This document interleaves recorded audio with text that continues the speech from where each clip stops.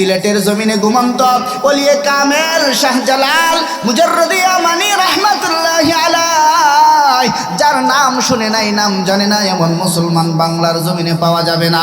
যার ঘটনা জানে না এমন মুসলমান বাংলার জমিনে পাওয়া যাবে না।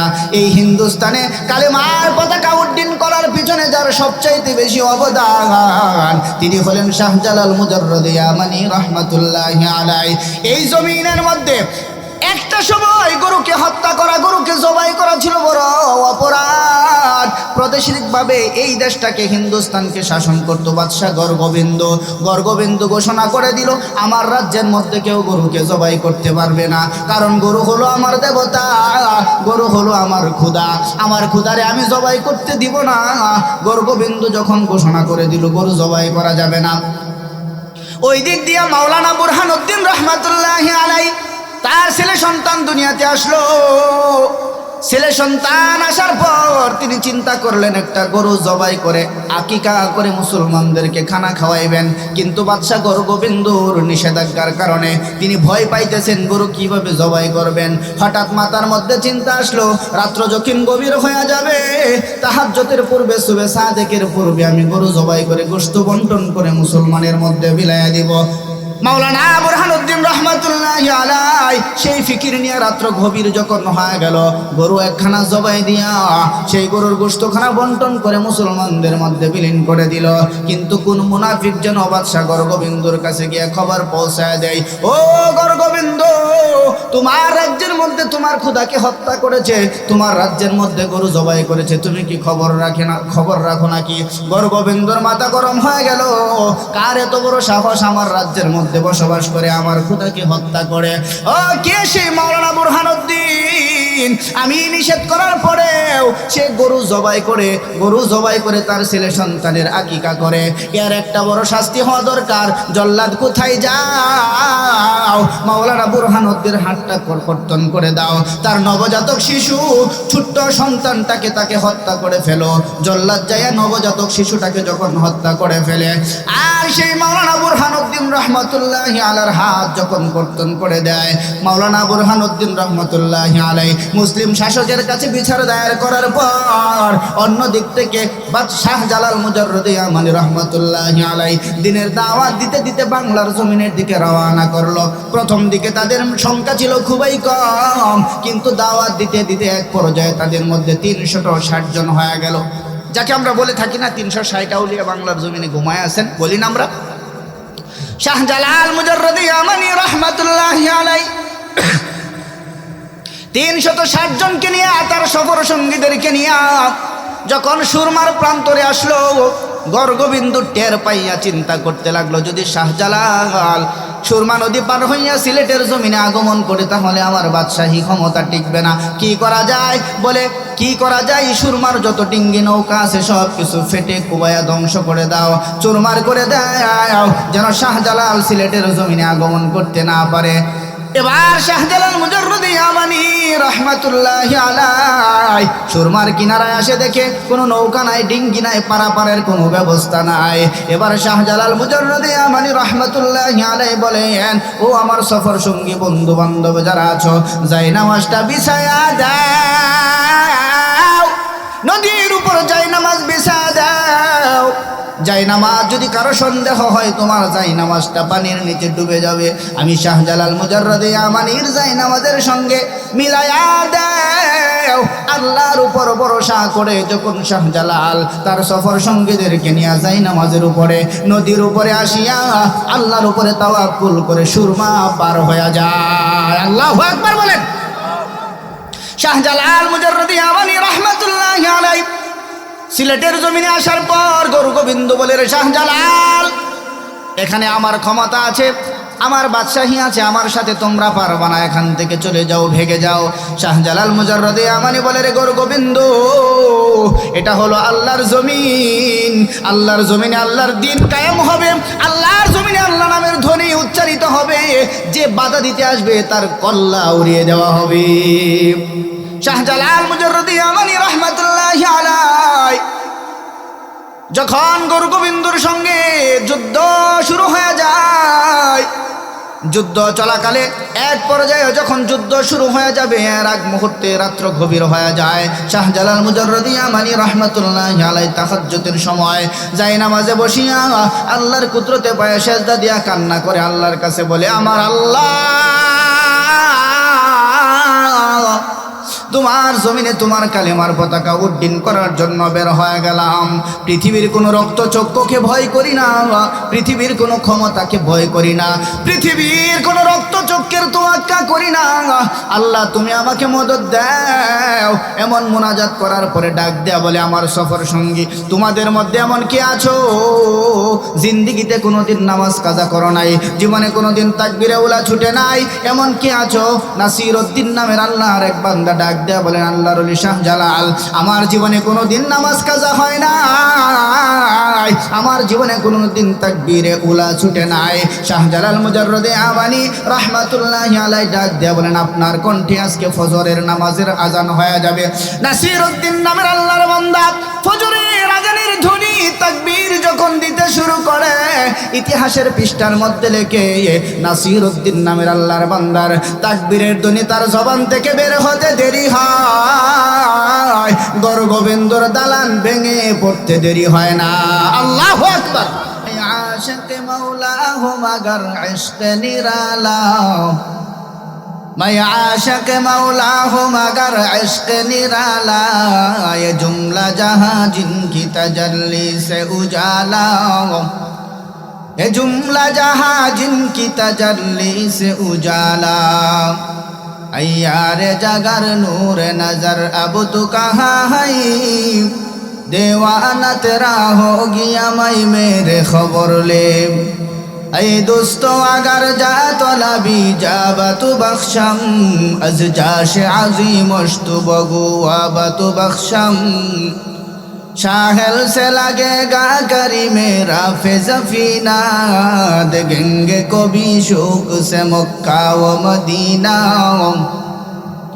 गर सुन्नत नबवी की करे पैरवी उम्मत, तूफान से निकल जाएगा फिर उसका ज़फीना, ए दौलत दुनिया जो मिली सारे जहां बू, ए दौलत दुनिया जो मिली सारे जहां बू, फैसाल मदीना ये फैसाल मदीना, अगर दानम तुरा अज मन जुदाई, नबी करदम ख्याले अज शनाई, नबी करदम ख्याले अज शनाई। বাইতুল কোরআন মুহাম্মদিয়া কাফেলার তত্ত্বাবধানে পরিচালিত কালীবাজাইল দারুল আইতাম নুরানিয়া হাফিজিয়া মাদ্রাসা ও এতিমখানা কর্তৃক আয়োজিত বাৎসরিক ইসলামী মহাসম্মেলনের সম্মানিত সভাপতি,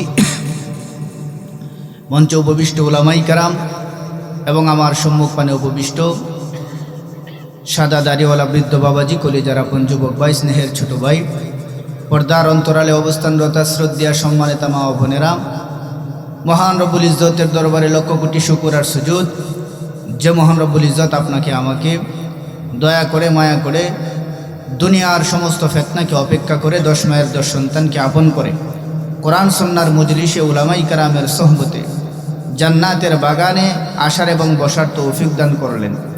এজন্য সকলে ইখলাস নিয়ে একমাত্র আল্লাহকে খুশি করার জন্য সবাই পড়ি আলহামদুলিল্লাহ। লক্ষ কোটি দুরূদ আর সালাম বিস্তৃত সুগন্ধি দ্বারা বৈশিষ্ট্য মণ্ডিত মানবকুলের শিরোমণি আকায়ে নামদার মদিনাহ কাতাজদার হযরত আহমদ মুহাম্মদ মুস্তাফা সাল্লাল্লাহু আলাইহি ওয়াসাল্লামের উপর সম্মানিত উপস্থিতি, আমি আপনাদের সামনে কোরআনে কারিমের ছোট্ট একটি সূরা তেলাওয়াত করেছি। আল্লাহর পয়গম্বর সাল্লাল্লাহু আলাইহি ওয়াসাল্লামের অসংখ্য হাদিস থেকে ছোট্ট একটি হাদিস তেলাওয়াত করেছি। আয়াত এবং হাদিসের আলোকে নির্দিষ্ট সময়ের ভিতরে আলোকপাত করব। আমা তৌফিক ইল্লা বিল্লাহ। এই সূরা আসর সম্পর্কে তাফসীর ইবনে কাসিরের মধ্যে ইমাম শাফিঈ রাহমাতুল্লাহি আলাইহি বলেন, আল্লাহ রাব্বুল আলামিন যদি কোরআনে কারিমের মধ্যে আর কোনো সূরা নাজিল না করতেন, আর কোনো আয়াত নাজিল না করতেন, শুধুমাত্র একটি মাত্র সূরা, সূরা আসর আল্লাহ রাব্বুল আলামিন নাজিল করেছেন, ইহা যদি মানুষ তেলাওয়াত করে ইহার উপর আমল করে তাহলে ইহাই মানুষের জন্য যথেষ্ট হয়ে যেত। এর দ্বারা প্রতীয়মান হয় ইহা কত বড় দামি, ইহা কত বড় গুরুত্বপূর্ণ, কত বড় দামি কথা এর মধ্যে আছে। এই কথার দ্বারা গুরুত্ব বোঝা যায়। এই আয়াতে কারিমার মধ্যে এই সূরার শুরু লগ্নে আল্লাহ রাব্বুল আলামিন কসম খেয়ে একটি কথা বলেছেন। আমরা কসম খাই না? এই আপনারা কসম খান না? আমার মায়ের দুধের কসম, মরা মাটির আর উপরে কারো হয়েছি কসম, মানুষ কয় না যে আমার ব্যবসার কসম, মরা কাঠটার উপরে ধরে রাখছি কসম, আমি এই কাজটা করি নাই। এমন কয়নি কথা, আপনাদেরকে বোঝানোর জন্য বলতেছি। এমন কথা বলে না কেন বলে? কথার ওজন বাড়ানোর জন্য, কথার গুরুত্ব বোঝানোর জন্য, কথাকে বিশ্বাস করানোর জন্য এমন কথা আল্লাহ রাব্বুল আলামিন, এমন কথা মানুষ কি করে? কসম খেয়ে থাকে। ঠিক তদ্রূপ আল্লাহ রাব্বুল আলামিন এই সূরার শুরু লগ্নে কসম খেয়েছেন কথার গুরুত্ব বোঝানোর জন্য, কথার ওজন বাড়ানোর জন্য। তবে কথা হলো কসম খেয়েছেন সময়ের কসম। কিসের কসম? সময়ের কসম খেয়েছেন। কেন সময়ের কসম খেয়েছেন? কারণ হলো এই জমিনের মধ্যে সময়ের চাইতে মূল্যবান জিনিস আর একটাও নাই। সময়ের চাইতে দামি জিনিস পৃথিবীর জমিনে আর কোনো কিছুই নাই। সময়কে যারা মূল্যায়ন করবে, সময়কে যারা গুরুত্ব দিবে, সময়কে যারা প্রাধান্য দিবে পৃথিবীর বুকের মধ্যে, সে যে লাইনেই মেহনত করুক না কেন, যে লাইনেই সময়কে ব্যয় করুক না কেন, যে লাইনেই সময়কে ব্যয় করবে, যে লাইনেই সময়কে মূল্যায়ন করবে, আল্লাহ রাব্বুল আলামিন সেই লাইনেই তাকে সফলতা দান করবেন। কেন? সময়কে মূল্যায়ন করার কারণে। বুঝাবার জন্য যদি বলি, এলাকার দুইজন যুবক বাবার জমি বিক্রি করে, বাবার জমি বন্ধক দিয়া মালয়েশিয়ার জমিনে পাড়ি জমাইল, বিদেশের জমিনে চলে গেল বেশি টাকা ইনকাম করার জন্য। বাবার ধন সম্পদ বিক্রি করিয়া, কিস্তি উঠাইয়া, লোন উঠাইয়া যখন বিদেশের বাড়ির দিকে রওনা হয়ে গেল বেশি টাকা ইনকাম করবে, দুই বন্ধু একই ফ্লাইটে রওনা হয়ে গেল। যাওয়ার পরে 5 বছর চাকরি করলো। 5 বছর চাকরি করার পর 5 বছর পরে যখন দেশে ফিরবে, ফলাফলের বেলা একজন আরেকজনের জিজ্ঞেস করে, এবার চলো দুইজন মিলে এবার ফলাফল দেখতে থাকি, কে কেমন টাকা অর্জন করলাম, বাড়িতে যাব কি নিয়ে বাড়িতে রওনা হব।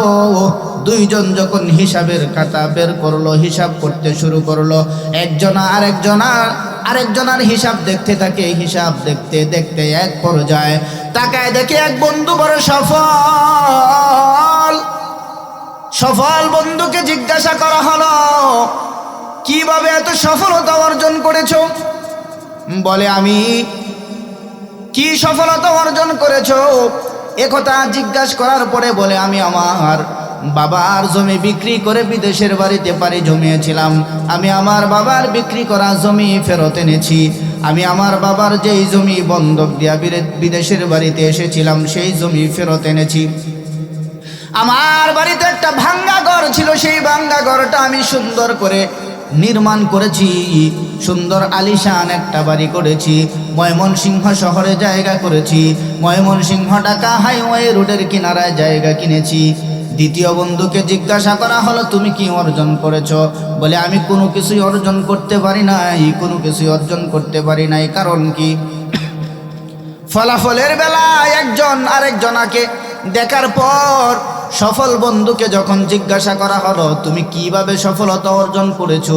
দুইজনে একই ফ্লাইটে আসার পর একজন এত দামি, আরেকজন এত দামি হইতে পারে না। আর মানা কি, আর অর্থ কি বুঝায় বলো? ডাক দেয়া বলে, আমি সফলতা অর্জন করার পিছনে কারণ হলো আমি সময়কে মূল্যায়ন করেছি। বিদেশের জমিনে আমার মূল ডিউটি ছিল 8 ঘন্টা ডিউটি। সেই 8 ঘন্টা ডিউটি করি আমি বেশি ওভার ডিউটি করেছি। না রাত্রেবেলা আমি আরামের ঘুমকে হারাম করি, আর রাত্রেবেলা দুটো চোখ আমি একসাথে করি নাই। সময়কে মূল্যায়ন দিয়েছি, না ঘুমাইয়া না খাইয়া।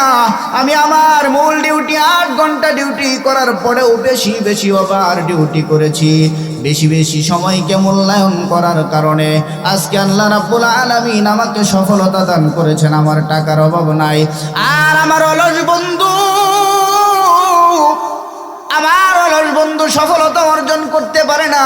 এর পিছনে কারণ হলো সে তার মূল ডিউটি 8 ঘন্টা ডিউটি করে শুধুই রাত্রেবেলা নাকে তৈল দিয়ে ঘুমিয়েছে, অলসতা করেছে, বাড়তি কোনো ইনকাম করে না।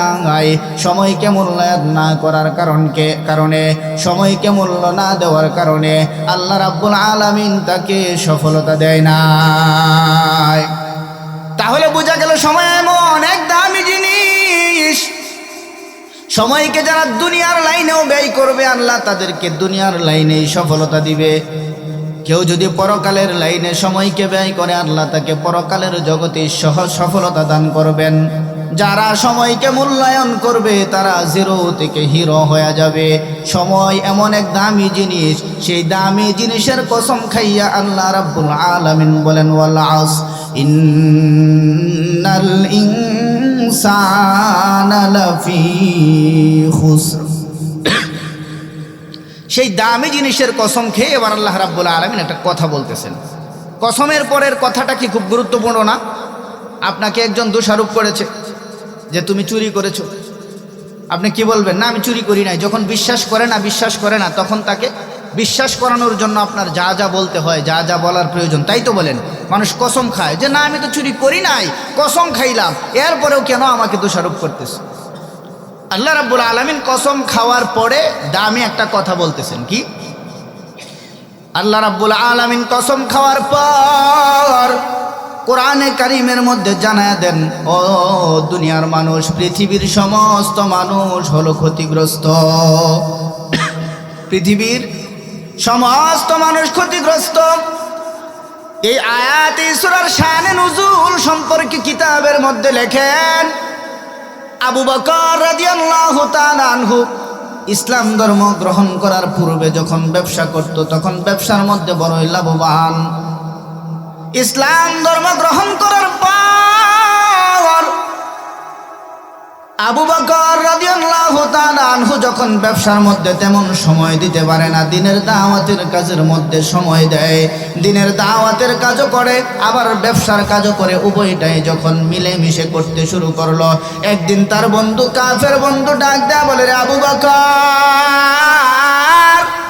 ও আবু বকর, তুমি দেখি আগের মতো আর ব্যবসার মধ্যে সময় দেও না, তুমি দেখি আর আগের মতো ব্যবসার মধ্যে লাভবান না। ও আবু বকর, তুমি তো বড়ই ক্ষতিগ্রস্ত। কার পিছনে ঘোরাঘুরি করো?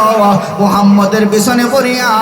সেই মুহাম্মদের পিছনে পড়ে দেখি ব্যবসার মধ্যে তুমি লস খায় গেছো। এমন ব্যক্তির পিছনে কেন ঘুরো রে আবু বকর?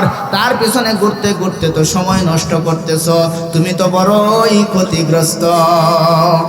হযরতে আবু বকর রাদিয়াল্লাহু তাআলা আনহু পয়গম্বরের কাছে গিয়ে বলে, পয়গম্বর, আমার কাফের বন্ধু ডাক দেয়া বলে আমি নাকি ক্ষতিগ্রস্ত। আল্লাহর পয়গম্বর কোনো কথা বলে না। কিতাবের মধ্যে লেখেন পয়গম্বর সামান্য সময় চুপ থাকার পরে আল্লাহ রাব্বুল আলামিন জিবরাইল আমিনকে দিয়া এই আয়াত খানা পাঠায় দেয়, এই সূরা খানা পাঠায় দেয়, ওয়াল আসর ইন্নাল ইনসানা লাফি খুসর। কার দিয়া পাঠায় দেয়? জিবরাইল আমিনকে দিয়া পাঠা দেয়। মুহাম্মদ হারগিজ না গুফতা তা না গুফতা জিবরাইল, মুহাম্মদ হারগিজ না গুফতা তা না গুফতা জিবরাইল, জিবরাইল হারগিজ না গুফতা তা না গুফতা রব্বুল জলিল, জিবরাইল হারগিজ না গুফতা তা না গুফতা রব্বুল জলিল। আল্লাহ রাব্বুল আলামিন জিবরাইল আমিনকে দিয়ে এই সূরা খানা নাজিল করিয়া দেন। ও জিবরাইল, আমার বন্ধুকে গিয়ে বলো, আমার পয়গম্বরকে গিয়ে বলো, আমার পয়গম্বরের কাছে এই সূরা খানা জ্ঞান নাজিল করে দাও। জিবরাইল আমিন সূরা খানা নাজিল করে বলে, পয়গম্বর, কাফেররা যতই বলুক না কেন আপনি ক্ষতিগ্রস্ত। আল্লাহ রাব্বুল আলামিন জানায় দিলেন পৃথিবীর সমস্ত মানুষ হলো ক্ষতিগ্রস্ত। পৃথিবীর সমস্ত মানুষ ক্ষতিগ্রস্ত বলতে কি শুধু মুসলমান, শুধু হিন্দু, শুধু নারী, শুধু পুরুষ? শুধু নারীকে বোঝায় নাই, শুধু পুরুষকে বোঝায় নাই। আদম নবী থেকে কিয়ামত পর্যন্ত যত মানুষ আসবে, এসেছে, যারা বিদায় হয়ে গেছে, সমস্ত মানুষকে বোঝানো হয়েছে। বলে পৃথিবীর সমস্ত মানুষ হইল ক্ষতিগ্রস্ত, তবে ক্ষতিগ্রস্ত নয় তারা, 4 গুণ অর্জন করবে যারা। কারা ক্ষতিগ্রস্ত নয়? 4 গুণে গুণান্বিত ব্যক্তিরা ক্ষতিগ্রস্ত হবে না।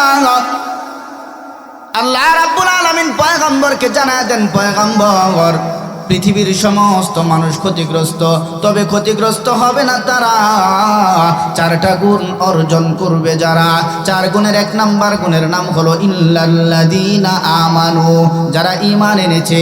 যাদের ভিতরে ঈমান আছে তারা কোনো সময় পথভ্রষ্ট হবে না। যাদের সিনার মধ্যে ঈমান আছে তারা কখনোই গুমরা হবে না। যাদের ভিতরে ঈমান আছে তারা কখনোই ক্ষতিগ্রস্ত নয়। ও পয়গম্বর, আপনি জানায় দেন 4 গুণে গুণান্বিত ব্যক্তিরা ক্ষতিগ্রস্ত হবে না।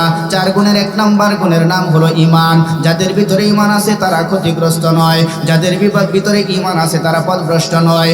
আমাদের ঈমান আছে মাগার ঈমানের পাওয়ার নাই। আমাদের ঈমান আছে মাগার ঈমানের মধ্যে নূর নাই। কথা বলেন ঠিক কিনা? বলবেন হুজুর, ঈমানের আমার নূর থাকে নাকি? ঈমানের মধ্যে আমার পাওয়ার থাকে নাকি রে বাবা? ঈমানের এমন এক পাওয়ার, যদি দেখার মতো চক্ষু থাকে সেই চক্ষু দিয়া ঈমানের নূর দেখা যায়। যদি দেখার মতো চক্ষু থাকে সেই চক্ষু দিয়া ঈমানের পাওয়ার দেখা যায়। আপনার আমার নাপাক চক্ষু দিয়া সেই নূর দেখা যায় না রে বাবা। আপনার আমার সেই নাপাক চক্ষু দিয়া সেই পাওয়ার দেখতে পাই না। সিলেটের জমিনে ঘুমন্ত ওলিয়ে কামেল শাহজালাল মুজাররদি আমানি রহমাতুল্লাহি আলাইহি, যার নাম শুনে নাই, নাম জানে না, এমন মুসলমান বাংলার জমিনে পাওয়া যাবে না। যার ঘটনা জানে না এমন মুসলমান বাংলার জমিনে পাওয়া যাবে না। এই হিন্দুস্তানে কালেমার পতাকা উড্ডীন করার পিছনে যার সবচাইতে বেশি অবদান, তিনি হলেন শাহজালাল মুজাররদি আমানি রহমাতুল্লাহি আলাইহি। এই জমিনের মধ্যে একটা সময় গরুকে হত্যা করা, গরুকে জবাই করা ছিল বড় অপরাধ। প্রাদেশিকভাবে এই দেশটাকে, হিন্দুস্তানকে শাসন করত বাদশাহ গর্গবিন্দ। গর্গবিন্দ ঘোষণা করে দিল, আমার রাজ্যের মধ্যে কেউ গরুকে জবাই করতে পারবে না, কারণ গরু হলো আমার দেবতা, গরু হলো আমার খোদা, আমার খোদারে আমি জবাই করতে দিব না। গর্গবিন্দ যখন ঘোষণা করে দিল গরু জবাই করা যাবে না, ওই দিক দিয়া মাওলানা বুরহানুদ্দিন রহমাতুল্লাহি আলাইহি তার ছেলে সন্তান দুনিয়াতে আসলো। ছেলে সন্তান আসার পর তিনি চিন্তা করলেন একটা গরু জবাই করে আকিকা করে মুসলমানদেরকে খানা খাওয়াইবেন। কিন্তু বাদশাহ গর্গবিন্দুর নিষেধাজ্ঞার কারণে তিনি ভয় পাইতেছেন গরু কিভাবে জবাই করবেন। হঠাৎ মাথার মধ্যে চিন্তা আসলো, রাত্র যখন গভীর হয়ে যাবে, তাহাজ্জুদের পূর্বে, সুবে সাদেকের পূর্বে আমি গরু জবাই করে গোশত বন্টন করে মুসলমানের মধ্যে বিলাইয়া দিব। মাওলানা বুরহানুদ্দিন রহমাতুল্লাহি আলাইহি সেই ফিকির নিয়ে রাত্র গভীর যখন হয়ে গেল, গরু একখানা জবাই দিয়া সেই গরুর গোশতখানা বন্টন করে মুসলমানদের মধ্যে বিলীন করে দিল। কিন্তু কোন মুনাফিক যেন বাদশাহ গর্গবিন্দুর কাছে গিয়ে খবর পৌঁছায় দেয়, ও গর্গবিন্দ, তোমার রাজ্যের মধ্যে তোমার খোদাকে হত্যা করেছে, তোমার রাজ্যের মধ্যে গরু জবাই করেছে, তুমি কি খবর রাখো নাকি? গর্গবিন্দুর মাথা গরম হয়ে গেল, কার এত বড় সাহস আমার রাজ্যের মধ্যে বসবাস করে আমার খোদাকে হত্যা করে? ও কে সেই মাওলানা বুরহানুদ্দিন? আমি নিষেধ করার পরেও সে গরু জবাই করে তার ছেলে সন্তানের আকিকা করে। এর একটা বড় শাস্তি হওয়া দরকার। জল্লাদ কোথায় যাও, মাওলানা বুরহানুদ্দিন হাতটা কর্তন করে দাও, তার নবজাতক শিশু ছোট্ট সন্তানটাকে তাকে হত্যা করে ফেলো। জল্লাদ যাইয়া নবজাতক শিশুটাকে যখন হত্যা করে ফেলে, আর সেই মাওলানা বুরহানুদ্দিন রহমাতুল্লাহি আলাইহির হাত যখন কর্তন করে দেয়, মাওলানা বুরহানুদ্দিন রহমাতুল্লাহি আলাইহি মুসলিম শাসকের কাছে বিচার দায়ের করার পর অন্য দিক থেকে বাদশাহ জালাল মুজাররদি আমানি রহমাতুল্লাহি আলাইহি দিনের দাওয়াত দিতে দিতে বাংলার জমিনের দিকে রওনা করলো। প্রথম দিকে তাদের সংখ্যা ছিল খুবই কম, কিন্তু দাওয়াত দিতে দিতে এক পর্যায়ে তাদের মধ্যে 360 জন হয়ে গেল। যাকে আমরা বলে থাকি না 360 আউলিয়া বাংলার জমিনে ঘুমায় আছেন, বলি না আমরা। শাহজালাল মুজাররদি আমানি রহমাতুল্লাহি আলাইহি 360 জনকে নিয়ে তার সফর সঙ্গীদেরকে নিয়ে যখন সুরমার প্রান্তরে আসলো, গর্গবিন্দু টের পাইয়া চিন্তা করতে লাগলো, যদি শাহজালাল সুরমা নদী পার হইয়া সিলেটের জমিনে আগমন করে তাহলে আমার বাদশাহী ক্ষমতা টিকবে না। কি করা যায়? বলে কি করা যায়, সুরমার যত ডিঙ্গি নৌকা আছে সব কিছু ফেটে কুবাইয়া ধ্বংস করে দাও, চুরমার করে দাও, যেন শাহজালাল সিলেটের জমিনে আগমন করতে না পারে। এবার শাহজালাল মুজাররদি ইয়ামানি রহমাতুল্লাহি আলাইহি সুরমার কিনারায় আসে, দেখে কোনো নৌকা নাই, ডিঙ্গি নাই, পারাপারের কোনো ব্যবস্থা নাই। এবার শাহজালাল মুজাররদি ইয়ামানি রহমাতুল্লাহি আলাইহি বলেন, ও আমার সফর সঙ্গী বন্ধু বান্ধব যারা আছো, যাই নামাজটা বিছায়া দাও, নদীর উপর যাই নামাজ বিছায়া দাও। যাই নামাজ যদি কারো সন্দেহ হয়, তোমার যাই নামাজটা পানির নিচে ডুবে যাবে। আমি শাহজালাল মুজাররদি ইয়ামানির যাই নামাজের সঙ্গে মিলায়া দাও। আল্লাহর উপর ভরসা করে যখন শাহজালাল তার সফর সঙ্গীদেরকে নিয়ে যাই নামাজের উপরে নদীর উপরে আসিয়া আল্লাহর উপরে তাওয়াক্কুল করে সুরমা পার হয়ে যায়। আল্লাহু আকবার বলেন। শাহজালাল মুজাররদি ইয়ামানি রাহমাতুল্লাহি আলাইহি সিলেটের জমিনে আসার পর গর্গবিন্দু বলে, রে শাহজালাল, এখানে আমার ক্ষমতা আছে, আমার বাদশাহী আছে, আমার সাথে তোমরা পারবা না, এখান থেকে চলে যাও, ভেগে যাও। শাহজালাল মুজাররদি ইয়ামানি বলে, রে গর্গবিন্দু, এটা হলো আল্লাহর জমিন, আল্লাহর জমিনে আল্লাহর দ্বীন কায়েম হবে, আল্লাহর জমিনে আল্লাহ নামের ধ্বনি উচ্চারিত হবে, যে বাধা দিতে আসবে তার কল্লা উড়িয়ে দেওয়া হবে। শাহজালাল মুজাররদি ইয়ামানি রাহমাতুল্লাহি আলাইহি যখন গর্গবিন্দুর সঙ্গে যুদ্ধ শুরু হয়ে যায়, যুদ্ধ চলাকালে এক পর্যায়ে যখন যুদ্ধ শুরু হয়ে যাবে, এর আগ মুহূর্তে রাত্র গভীর হয়ে যায়। শাহজালাল মুজাররদি ইয়ামানি রাহমাতুল্লাহি আলাইহি তাহাজ্জুদের সময় যাই নামাজে বসিয়া আল্লাহর কুদরতে পায়ে সেজদা দিয়া কান্না করে আল্লাহর কাছে বলে, আমার আল্লাহ, তোমার জমিনে তোমার কালেমার পতাকা উড্ডীন করার জন্য বের হয়ে গেলাম। পৃথিবীর কোনো রক্তচক্ষুকে ভয় করি না, পৃথিবীর কোনো ক্ষমতাকে ভয় করি না, পৃথিবীর কোনো রক্তচক্ষের তোয়াক্কা করি না। আল্লাহ, তুমি আমাকে মদদ দাও।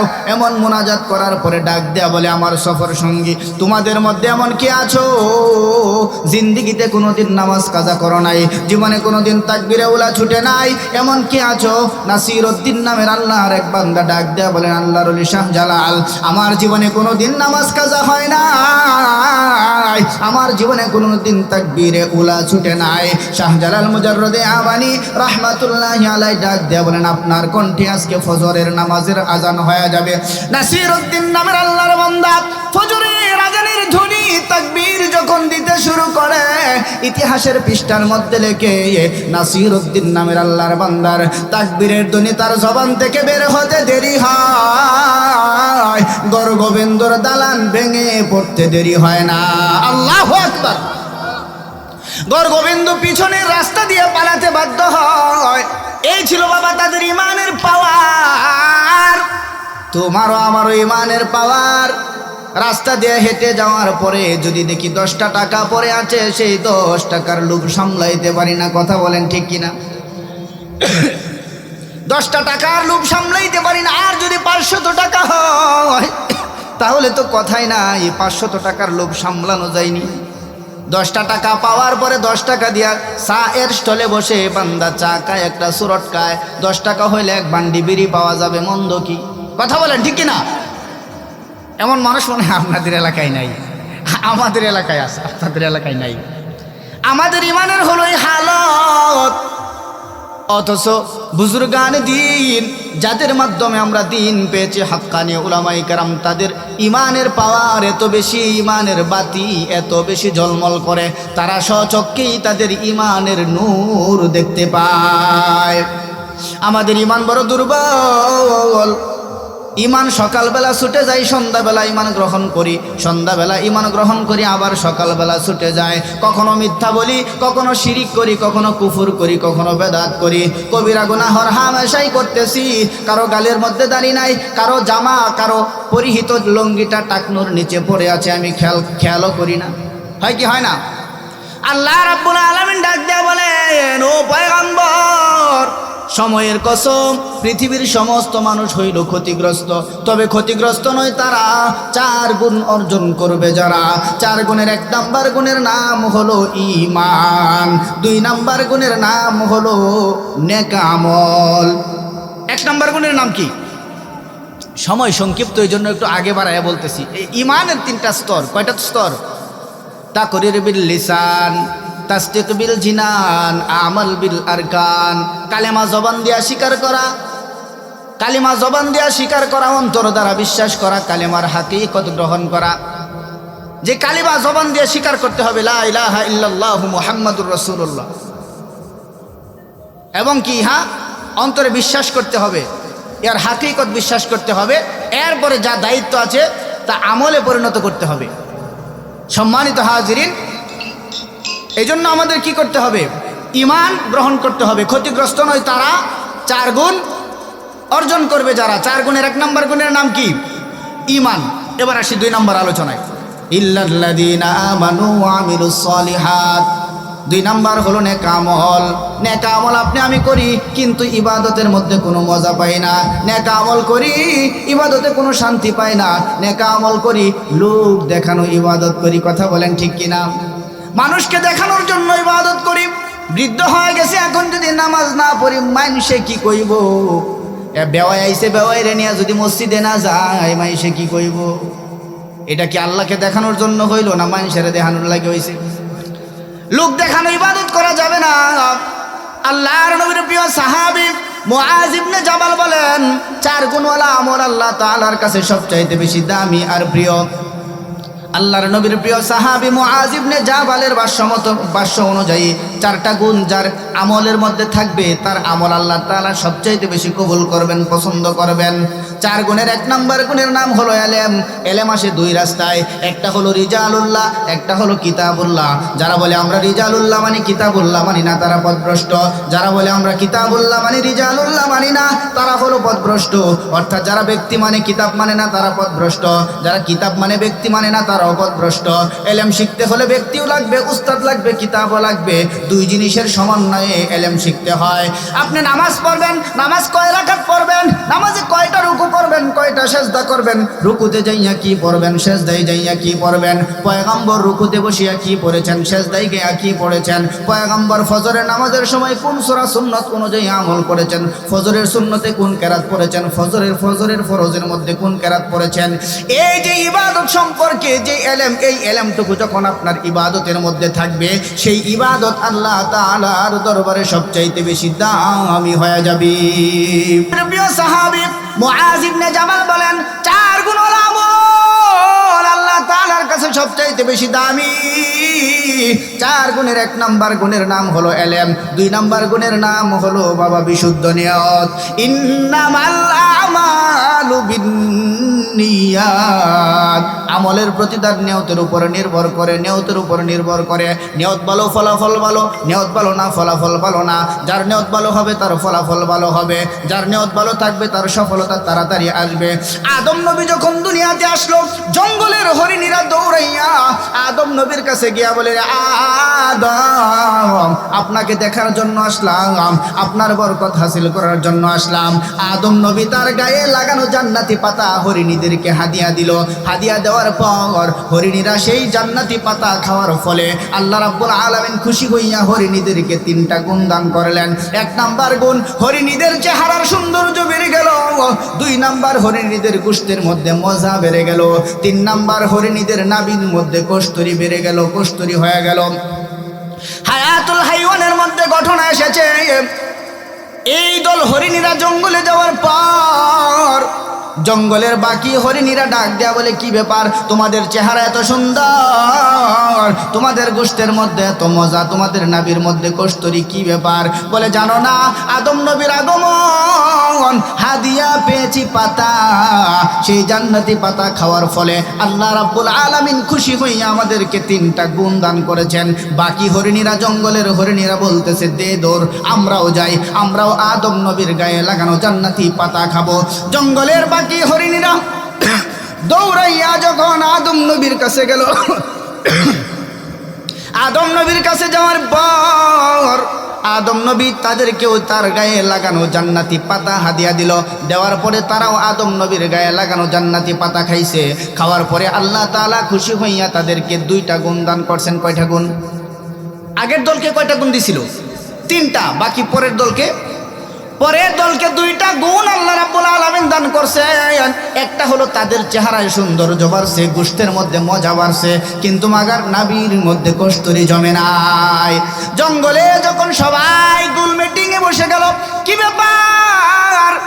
প্রথম দল হরিণ, তোমরাও আদম নবীর গায়ে লাগানো জান্নাতি পাতা খাইছো, আমরাও আদম নবীর গায়ে লাগানো জান্নাতি পাতা খাইলাম। আল্লাহ তোমাদেরকে 3টা গুণ দান করলেন, আমাদেরকে 2টা গুণ দান করলেন। এর মানা কি, অর্থ কি, কারণ কি? প্রথম দল হরিণীরা ডাক দেয়া বলে, রে বেয়াকুব, তোমরা কি জানো না আমরা তো আদম নবীকে দেখার জন্য গিয়েছিলাম, আদম নবীর বরকত হাসিল করার জন্য গিয়েছিলাম। আদম নবী খুশি হইয়া আমাকে পাতা হাদিয়া দিছে, আদম নবী সন্তুষ্ট হইয়া আমাদেরকে জান্নাতি পাতা হাদিয়া দিছেন, যার কারণে আল্লাহ খুশি হইয়া আমাদেরকে 3টা গুণ দিছেন।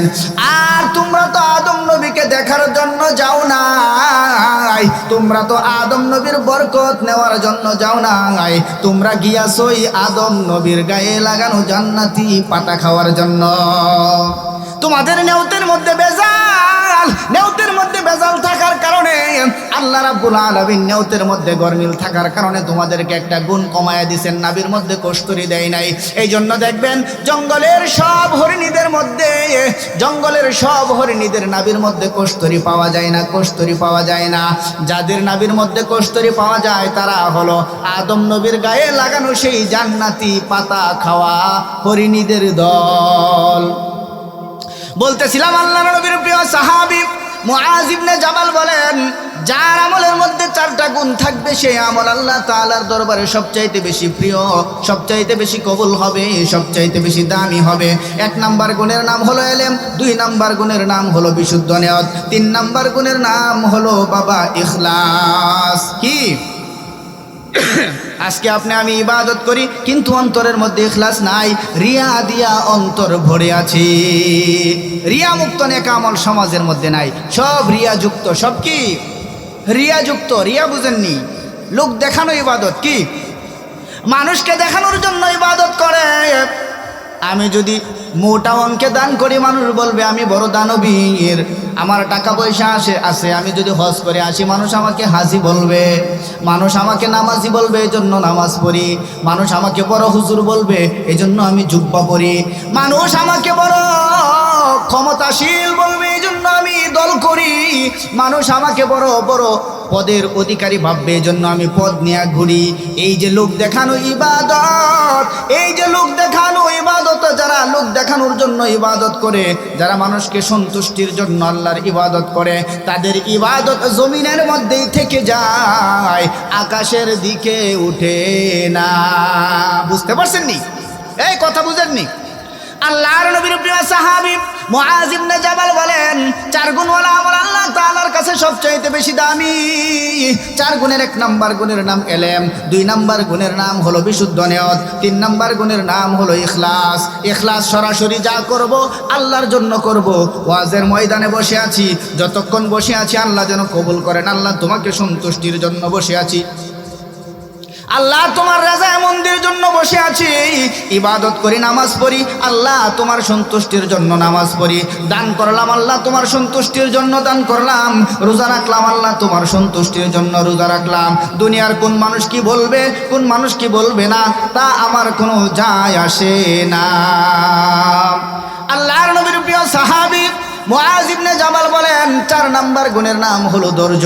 যেই ইবাদতের মধ্যে ধৈর্য আছে সেই ইবাদত আল্লাহ তাআলা কবুল করবেন। যার ভিতরে ধৈর্য আছে সে বড় দামি মানুষ, যার ভিতরে ধৈর্য নাই তার কোনো দাম নাই। যার ভিতরে ধৈর্য আছে তার সফলতা তাড়াতাড়ি আসবে। আল্লাহ রাব্বুল আলামিন কোরআনে কারীমের মধ্যে ঘোষণা করেন, ইয়া আইয়ুহাল্লাযীনা আমানু ইসতাঈনু বিস-সাবরি ওয়াস-সালাহ ইন্নাল্লাহা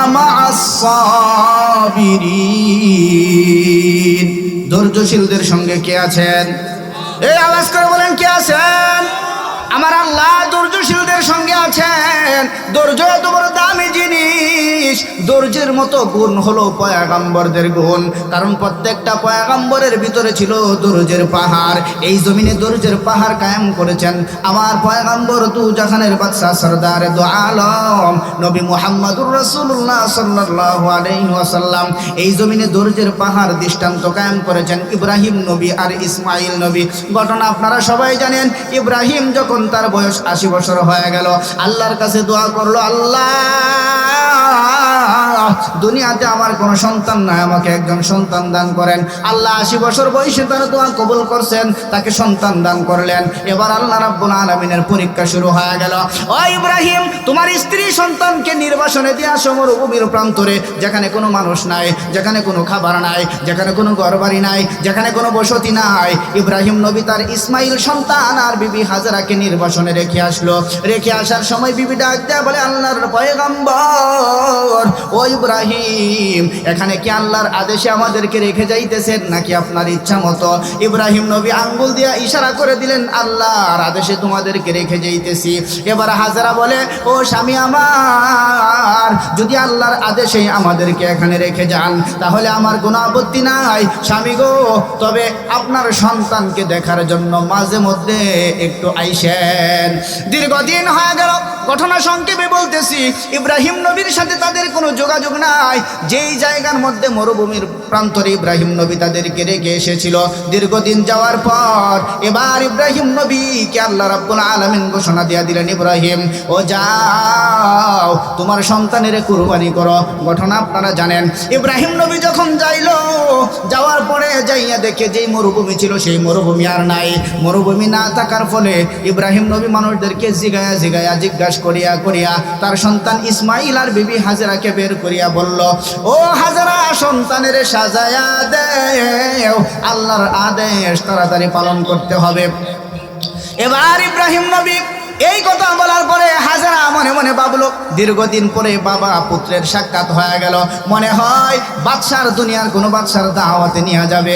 সাজায়া দেওয়ার পরে শয়তান ডাক দেয়া বলতেছে, ও হাজরা, তোমার সন্তানের তো ইব্রাহিম জবাই দিবে, তোমার সন্তানের কিন্তু বিদায় দিবা না। এবার কঙ্কর নিক্ষেপ করে হাজরা বলে, রে শয়তান, বাবায় কোনোদিন সন্তানের জবাই দিতে পারে না, সন্তানের জবাই দিতে পারে না। মিনা বাজারের দিকে রওনা হয়ে গেল। রওনা হওয়ার পর সেখানে যাইয়া ইব্রাহিম তার সন্তানকে ডাক দিয়া বলেন, ফালাম্মা বালাগা মাহুস সায়া ক্বালা ইয়া বুনাইয়া ইন্নী আরা ফিল মানামি আন্নী আযবাহুকা ফানজুর মাযা তারা ক্বালা ইয়া আবাতি ফাআল মা তু'মার সাতাজিদুনি ইনশাআল্লাহু মিনাস সাবিরিন।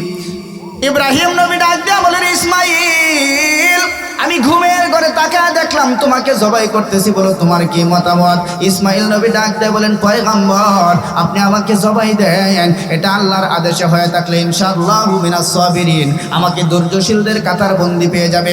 তবে আব্বা জান, এই কথাটা যদি একটু বাড়িতে বসে বলতেন, আমি আমার দুঃখিনী মায়ের কাছ থেকে চিরবিদায়ের সালাম নিয়ে চলে আসতাম। কারণ আমার মা দীর্ঘ বছর পর্যন্ত আমাকে লালন পালন করেছে, কেউ নাই। আমার মাকে যখন, আমার মাইকে আর আমাকে যখন আপনি মরুভূমির প্রান্তরে রেখে আসলেন, আমার মা না খাইতে আমার মায়ের বুকের দুধ শুকায় গেল। এক পর্যায়ে আমার মা তার মুখের জিহ্বাটা আমার মুখের মধ্যে ঢুকায়া দিল। আমি আমার মায়ের মুখের লালা পান করে জীবন যাপন করতে লাগলাম। আব্বা জান, আমাকে জবাই দেন, কোনো আপত্তি নাই, তবে দুঃখের দিনের কথা আমি ভুলতে পারি না। আমার মায়ের এক পর্যায়ে যখন আমার মায়ের মুখের লালাটাও শেষ হয়ে গেল, আমার মা সন্তানের মুখের দিকে তাকায় দেখে সন্তানের জিহ্বা শুকায় গেছে। আমার মা পানি তালাশ করে, পানি বলে পানি তালাশ করে, পানি খুঁজে পায় না। আমার মা ডান দিকে তাকায় দেখে সাফা পাহাড়, বালুগুলো সূর্যের তাপের কারণে ঝিলিমিলি করে। আমার মা দৌড়াইয়া সাফা পাহাড়ে যাইয়া দেখে বালু ঝিলমিল করে, পানি নাই। সাফা থেকে মারওয়ার দিকে তাকায় দেখে সূর্যের তাপের কারণে বালু ঝিলমিল করে। আমার মা মনে করেছে পানি। আমার মা সাফা থেকে মারওয়ায় দৌড়ায়, যাইয়া দেখে পানি নাই। মারওয়া থেকে সাফা থেকে মারওয়া 7টা চক্কর লাগানোর পরে আমার মায়ে যখন পানি পাইল না, কেউ বলেছেন জিবরাইলের পাখা দিয়া আঘাত দিয়া একটা কূপ নির্মাণ করে, আবার কেউ বলেছেন ইসমাইলের বুড়ালি দিয়া গসা খাওয়ার কারণে একটা কূপ নির্মাণ হয়ে যায়। তখন বিবি হাজেরা ডাক দেয়া বলে জমজম, তার মাতৃভাষায় বলেছিল জমজম হে পানি থাম থাম, এখান থেকে আমার মা পানি সংগ্রহ করে আমাকে পানি পান করাইছে। আব্বাজান আজকের দিনে আমাকে জবাই দিবেন, আমার কোনো সমস্যা নাই, তবে আব্বাজান আমাকে জবাই দেওয়ার পরে এই যে আমার রক্ত মাখা জামা কাপড়গুলো আমার মাইকে নিয়ে দিবেন, আমার মাই যেন সান্ত্বনা পুষতে পারে। আব্বাজান আমাকে জবাই দেন, তবে আমার হাতে পায়ে রশি লাগায় বাঁধেন। জবাই দেওয়ার সময় যদি হাত পায়ের নাড়াচাড়া আপনার গায়ের মধ্যে লাগে, আল্লাহ বড় বেজার হয়ে যাবেন। আব্বাজান আমার চক্ষু আপনার চক্ষু রশি দিয়া ভালো করে একটা রুমাল দিয়া বেঁধে নেন, যেন জবাই দেওয়ার সময় মায়া মোহাব্বতের নজর কারো উপর না লাগে। আব্বাজান আমাকে জবাই দেওয়ার পর আপনি যখন বাড়িতে যাবেন, আমার মায় যখন দেখবে ইসমাইল নাই, ইসমাইলের সুখে যখন মা কান্না করবে, আব্বাজান আপনি মাইকে ধমক দিবেন না, আপনি বলবেন ও বিবি হাজারা তুমি কান্না করবা না, তোমার সাথে তোমার সন্তানের দেখা হবে জান্নাতের সিঁড়িতে। বলেন না আল্লাহু আকবার। এই জমিনে ধৈর্যের দৃষ্টান্ত কায়েম করেছেন ইব্রাহিম নবী আর ইসমাইল নবী। ওরে বাবা ধৈর্য বড় দামি সম্পদ। আমি আমার কথা গুছিয়ে ফেললাম। ধৈর্য বড় দামি সম্পদ। আমলের মধ্যে 4টা গুণ লাগবে। 1 নাম্বার এলেম, 2 নাম্বার বিশুদ্ধ নিয়ত, 3 নাম্বার ইখলাস, 4 নাম্বার ধৈর্য, 4 নাম্বার সবর। এই জিনিসগুলো যখন ইবাদতের মধ্যে থাকবে, তখন আল্লাহ রাব্বুল আলামিন কি করবেন? সেই ইবাদত সবচাইতে বেশি কবুল করবেন। আল্লাহ রাব্বুল আলামিন আমাদেরকে 4 গুণওয়ালা ইবাদত করার তৌফিক দান করুক। সবাই বলি আমিন। সম্মানিত এলাকাবাসী, এই যে মাদ্রাসা,